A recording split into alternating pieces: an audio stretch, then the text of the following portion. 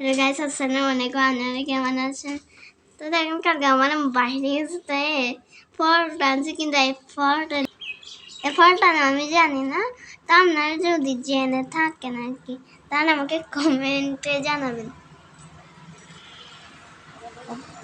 এখন আমি আপনাদের কাছে দেখাচ্ছি, তো দেখেন। ও মাই গড, দেখেন কি লাল লাগতো, কি রক্তর মতো লাগতেছে একদম, তাই না? মাশাআল্লাহ।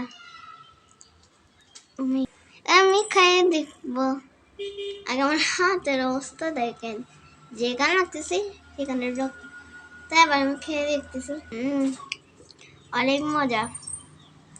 কি দেখেন, দেখেন আমার হাতে বলছে কি এখানে, বাবা রে।